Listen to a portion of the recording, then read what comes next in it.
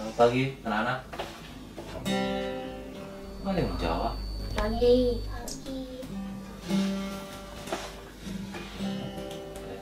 Sebelum beraktivitas, kita akan merenungkan firman Tuhan.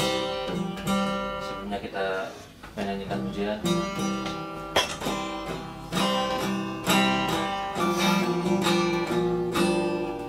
Kasihlah Tuhan sungguh tak terbukti, ketika Dia serahkan anaknya. Kasihlah berkorban bagi saudaramu, tak ada kasih seperti kasihmu. Bersyukur, bersyukurlah, bersyukur karena kasih setiamu. Ku sembah, ku sembah, ku sembah, ku sembah, karena hidupku ku sembah Tuhan. Selama hidupku ku sembah Tuhan.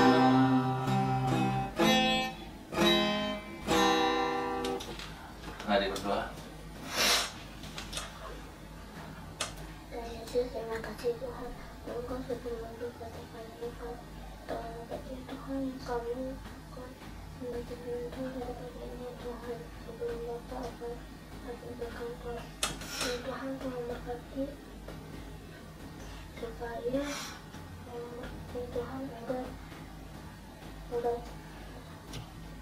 kami bisa mengerti apa yang Kau ucapkan pada hari ini Tuhan. Dalam nama Tuhan Yesus, haleluya, amin. Amin. Kita lanjutkan renungan kita dari Markus 13 ayat 14 sampai 23. Siksaan yang berat dan mesias-mesias palsu.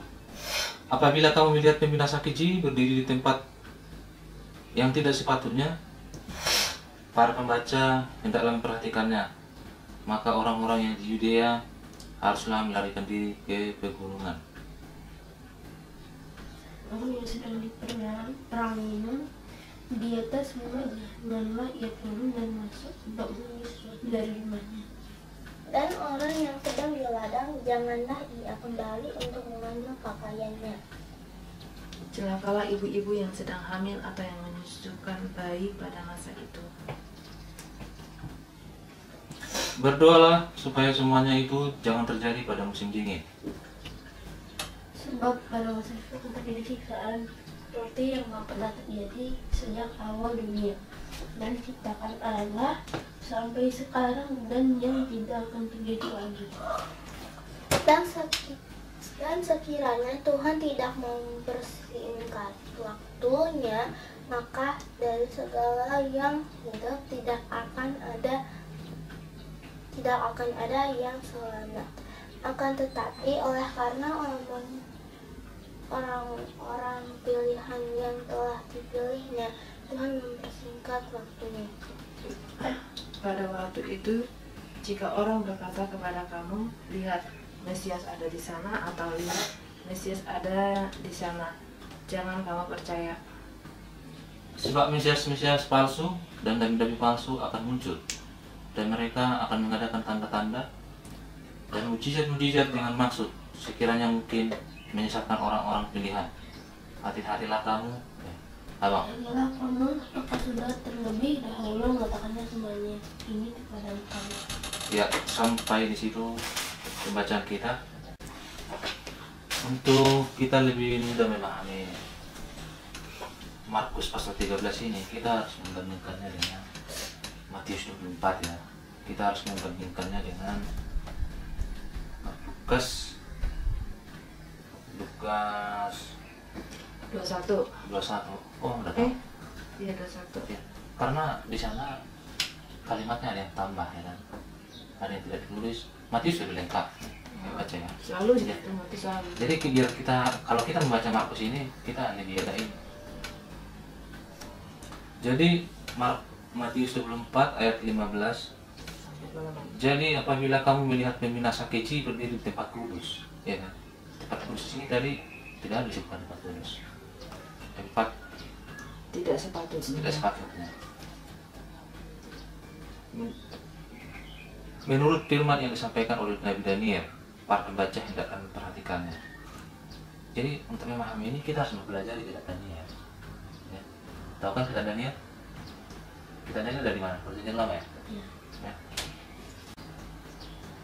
Pada waktu itu orang-orang yang berada di Yudea harus melarikan diri ke pegunungan, dan orang-orang yang berada di dalam kota, perhatikan kata kota ya, harus mengungsi.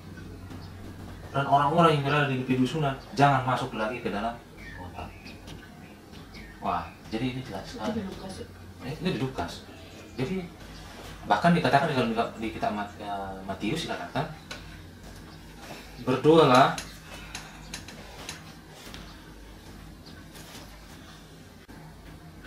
supaya pada waktu kamu melarikan diri itu jangan jatuh pada musim dingin dan jangan pada hari Sabat. Di sini tadi bilang kan, larilah. Orang-orang yang Yudea larilah ke gunung. Hanya itu disebutkan. Tidak disebutkan, ya disebutkan juga musim dingin, tapi tidak disebutkan hari Sabat. Itu ya. Apabila kamu melihat pembinasa keji berdiri di tempat kudus, apa itu pembinasa keji? Apa itu pembinasa keji, mah? Menurut yang mama pahami. Pembinasa keji berarti terjadi kekejian, orang-orang melakukan kekejian di tempat yang suci ya. Iya kan? Itu artinya. Apa itu kekejian?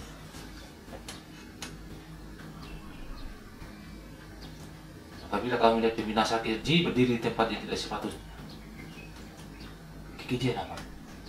Menolak hukum Tuhan adalah kekejian. Ya, itu harus diingat. Apa itu kekejian? Apa itu kekejian? Hah? Nah, itu dia. Menolak hukum Tuhan itu adalah kekejian. Ya. Menolak hukum Tuhan, melanggar 10 perintah Allah itu adalah kekejian. Pengertiannya itu sangat luas sekali. Kenapa bangsa Israel? Ini kan dikatakan tadi kan berada di tempat kudus, bait Allah, berada di bait Allah itu artinya. Tadi kemarin kita sudah mempelajari bait Allah itu sudah dibangun 2 kali ya, kan? Bagaimana bait Allah ini dihancurkan oleh bangsa-bangsa yang tidak mengenal Allah? Karena apa? Karena terjadi kekejian di sana. Iya kan? Kita tahu bahwa bait Allah yang dibangun oleh Raja Salomo itu dihancurkan oleh siapa? Nebukadnezar. Kenapa bait Allah dihancurkan? Karena di sana orang-orang melakukan kekejian. Apa yang dilakukan waktu itu yang memerintah adalah Raja Yoyakin. Mereka melakukan penyembahan berhala. Itu kan melanggar hukum Tuhan, iya kan? Bahkan mereka dikatakan tidak menghormati hari Sabat. Itu jelas sekali ya. Mereka ya melakukan penyembahan berhala itu juga sama dengan berzina ya, mencintai Allah-Allah yang lain ya. Karena dikatakan adalah bangsa Israel itu ditambahkan dengan putri-putri Yerusalem, putri Sion, bahwa mereka itu adalah mempelainya Tuhan. Tetapi apa yang mereka lakukan? Mereka bersekutu dengan iblis, melakukan penyembahan berhala. Akhirnya apa yang terjadi? Mereka dihukum Tuhan dan dibuang ke badai. Ya kan? Setelah genap masanya 70 tahun, karena sebelumnya sudah dikatakan bahwa bangsa Israel akan mengalami pembuangan selama 70 tahun. Setelah genap 70 tahun, mereka diizinkan pulang kembali ke bangsa Israel, membangun bait Allah yang kedua. Ya kan? Itu yang dibangun oleh Yeroboam dan kawan-kawan ya. Tapi ketika datang Tuhan Yesus, ketika datang juru selamat yang mau menyelamatkan mereka, Tuhan Yesus berkata, kalau engkau tahu pada hari ini bagaimana Tuhan melawat engkau seperti seekor induk ayam yang mau melindungi anak-anaknya. Tetapi apa yang terjadi? Orang-orang Yahudi pada waktu itu menolak Yesus. Mereka kecewa dengan Tuhan Yesus. Secara nasional, imam-imam kepala Ada di Taurat menolak Yesus, membenci Yesus. Bahkan dikatakan di dalam ayat lain, Lazarus pun yang dibangkitkan oleh Tuhan, mereka mau bunuh juga. Ya kan? Ini bangsa Israel ini menolak Tuhan, menolak kebenaran. Apa yang terjadi kemudian dengan mereka? Jadi menolak Tuhan itu sama dengan kekejian ya. Ya. Mereka tidak percaya Tuhan itu adalah kekejian. Apa yang terjadi dengan mereka? Mereka dibinasakan oleh Tuhan melalui Jenderal Titus tahun 70. Ya kan? Jadi sudah tadi kan sudah ada 2 kali terjadi kekejian ya. Jadi kehancuran dari Yerusalem itu adalah merupakan gambaran daripada akhir zaman. Sejarah akan berulang kembali. Akan terjadi yang ketiga kali. Akan terjadi kekejian. Nah, sekarang bait Allah itu di mana? Hah? Bait Allah itu diri kita. Jadi kita ini sekarang bait Allah. Banyak orang menafsirkan akan dibangun bait Allah yang ketiga. Dan orang mempercayai, sebagian orang mempercayai di sana nanti akan memerintah di Kris. Dan bait Allah yang ketiga itu akan dibangun di Israel sana. Kalau kita menunggu-nunggu itu, maka kita akan tersesat. Kita akan tertipu. Kenapa? Sekarang pengertiannya sekarang bukan lagi pengertian lahiriah seperti itu. Tapi sekarang adalah pengertian spiritual. Tahu nggak spiritual? Makna rohaninya. Karena sekarang bangsa Israel sudah tidak ada lagi secara rohani. Karena mereka itu bangsa Israel yang ada sekarang. Bangsa Israel yang ada sekarang menerima Tuhan nggak? Percaya Tuhan Yesus? Hah? Mereka nggak percaya Yesus. Siapa sekarang bangsa Israel? Israel secara rohani. Tidak adalah orang Israel secara rohani ya. Dimana dikatakan dalam kitab Roma, jelas itu tidak adalah orang Israel secara rohani. Kita ini sebenarnya ditempelkan menjadi orang Israel rohani melalui penebusan oleh Tuhan Yesus Kristus. Karena kita percaya kepada Tuhan Yesus sebagai Tuhan dan Juru Selamat kita. Jadi ada 3 bait Allah. Dua bait Allah itu sudah berlalu. Bagaimana kekejian terjadi di sana dan dibinasakan oleh Tuhan. Nah, sekarang akan ada bait Allah yang ketiga itu jadi diri kita ini.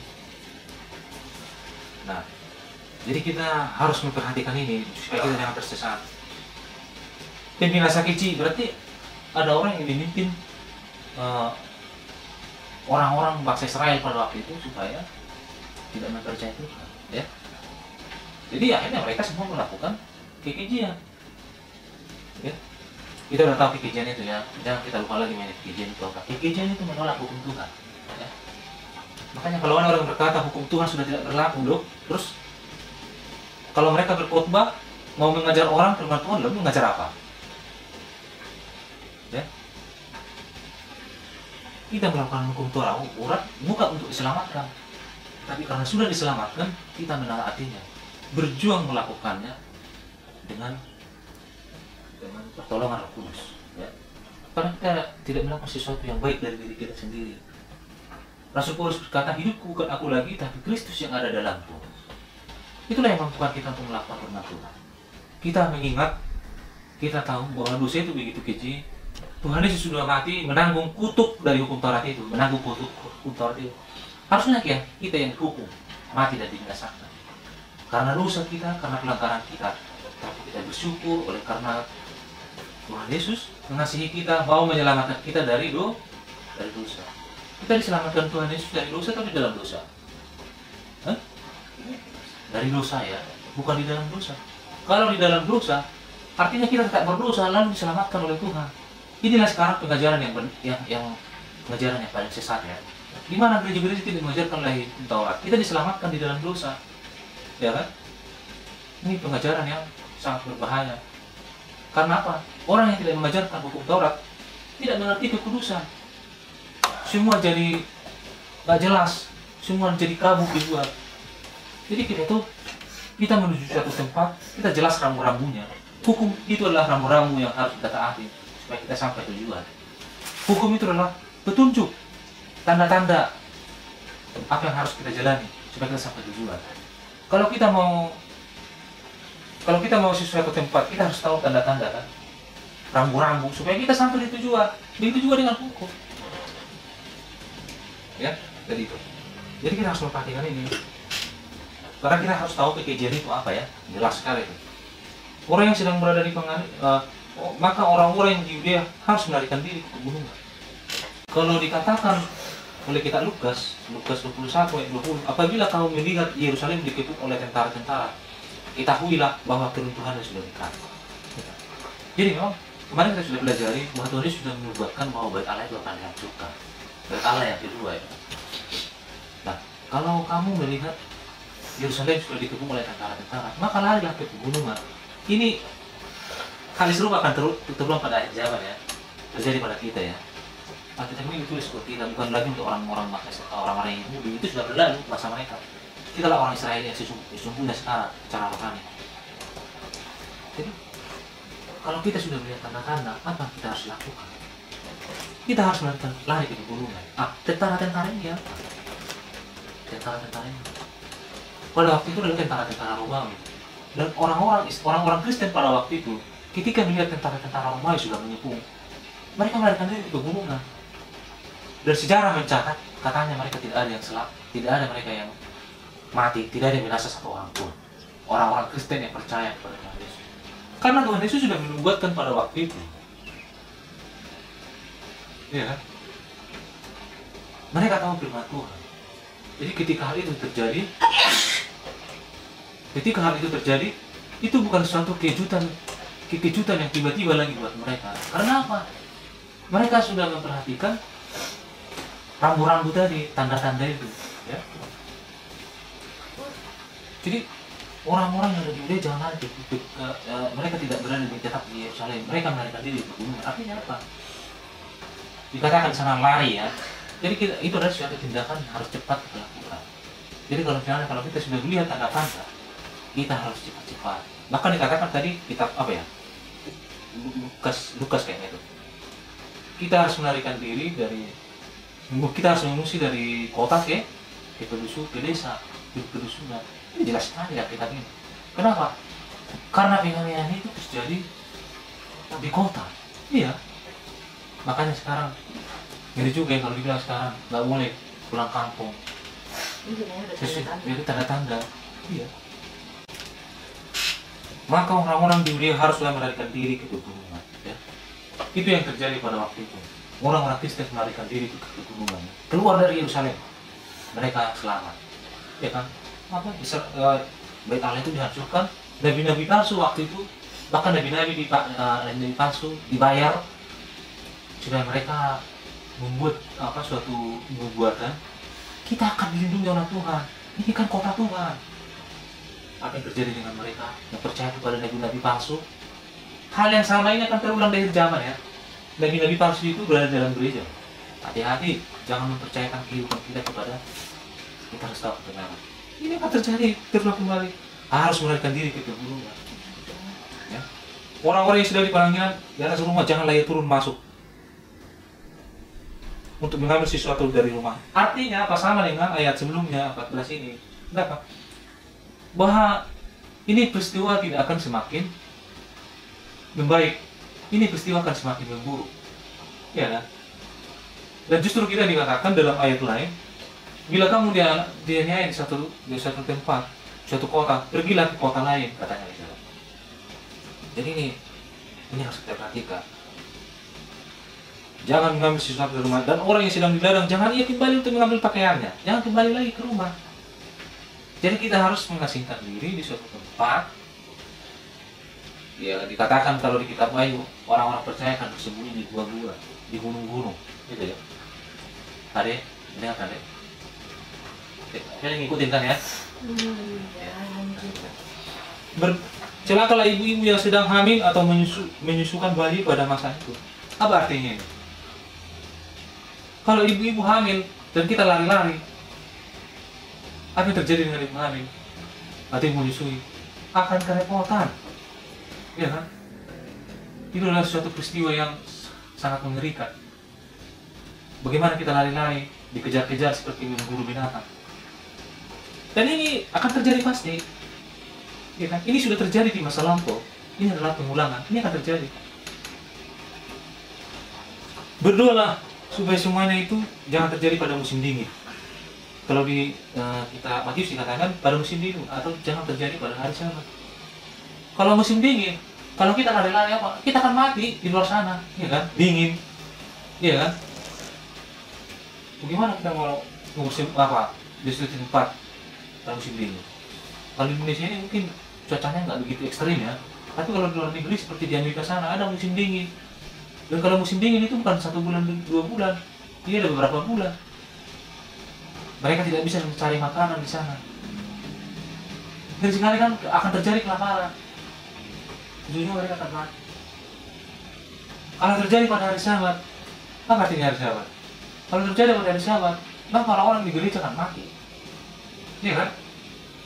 Karena orang-orang berpikir kita ini memuji Tuhan, padahal mereka akan dibunuh di sana. Sebab pada masa itu akan terjadi siksaan seperti yang belum pernah terjadi sejak awal dunia diciptakan Allah. Jadi dulu itu sudah begitu, siksaan itu sudah sangat berat buat bangsa Israel ya. Bagaimana mereka dianiaya, dibunuh ketika datang Nebukadnezar dari utara menawan mereka kan. Bagaimana kejadian tahun 70 Masehi Yerusalem dihancurkan oleh Jenderal Titus. Mereka dibunuh, mengerikan. Sana mengerikan terjadi akibat dari kejadian yang terjadi di sana. Belum pernah terjadi sejak dunia ini diciptakan dan tidak akan pernah terulang kembali. Dan sekiranya Tuhan tidak mempersingkat waktunya, maka dari segala yang hidup tidak akan ada yang selamat. Akan tetapi oleh karena orang-orang pilihan yang telah dipilihnya, Tuhan mempersingkat waktunya. Jadi waktunya akan dipersingkat. Karena kalau tidak, siksaan yang berat itu orang tidak akan tahan. Kalau kelamaan, maka orang-orang yang sudah mengerti kebenaran pun berpotensi untuk murtad, meninggalkan iman percaya. Karena apa? Penganiayaan. Kalau iblis tidak berhasil melakukan kesesatan, penipuan seperti kita kemarin, yang dilakukan adalah kekerasan, penganiayaan. Inilah akhir-akhir dari segala rencana setan. Menganiaya. Setan menganiaya orang-orang percaya melalui agen-agennya. Orang-orang yang percaya kepada iblis juga, orang-orang yang menjalankan rencana setan. Orang-orang percaya menjalankan rencana Tuhan, hidup dari rencana Tuhan. Dan orang-orang yang dipimpin oleh setan merencanakan dan melakukan rencana setan. Ya. Pada waktu itu jika orang berkata kepada kamu, lihat Mesias ada di sini atau lihat Mesias ada di sana, jangan kamu percaya. Ya. Jadi nanti akan ada penipuan dengan mengaku Mesias, ya, mengaku Tuhan Yesus, akan dari nabi palsu. Bagaimana mereka melakukannya dengan mujizat.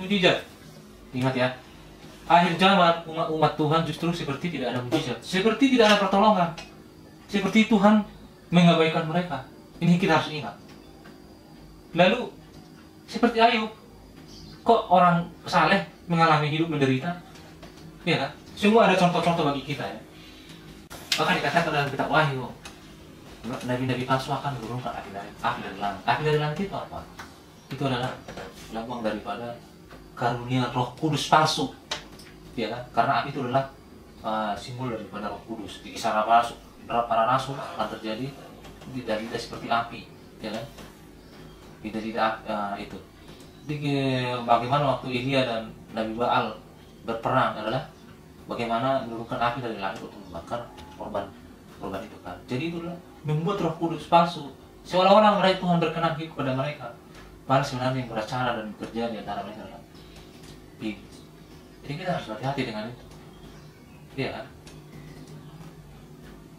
Akan terjadi banyak penyesatan,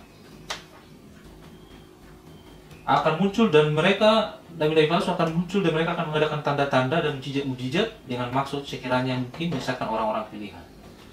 Jadi orang-orang pilihan pun tujuan mereka, orang pilihan ini bagaimana supaya mereka ini gugur dari iman, lalu mempercayai hal-hal yang seperti di atas tadi ya.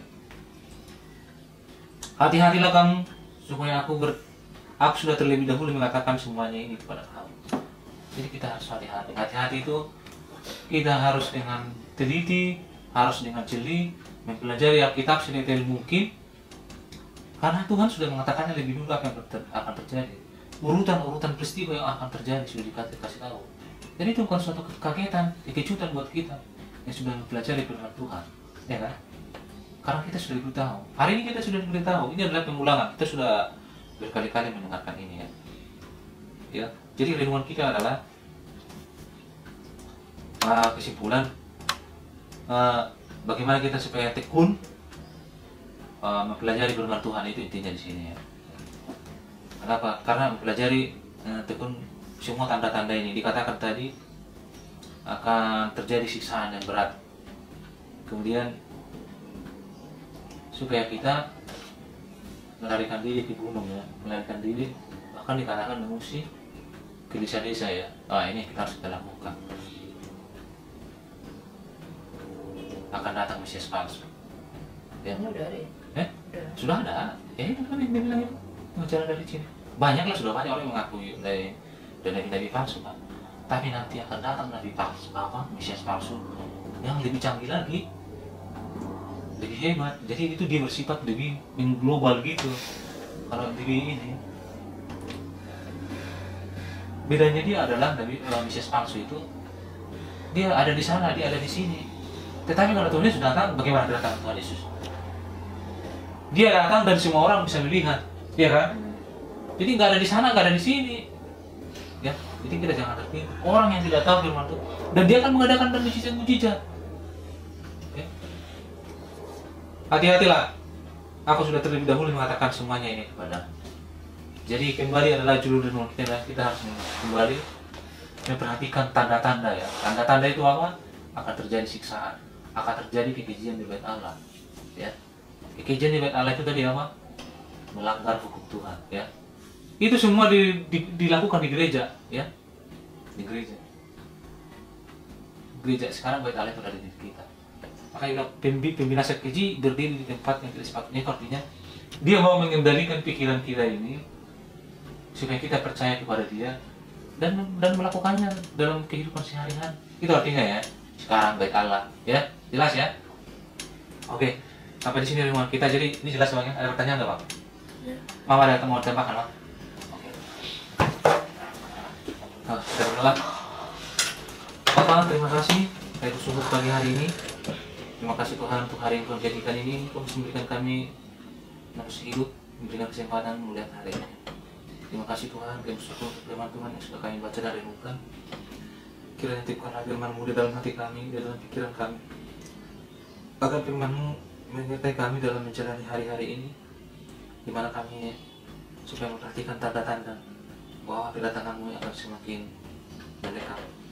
Supaya kami dengan serius mempelajari firman Tuhan, menggunakan waktu kami sebanyak mungkin untuk mendengarkan firman Tuhan, bukan mempelajari hal-hal yang lain yang nilainya tidak memiliki nilai kekekalan.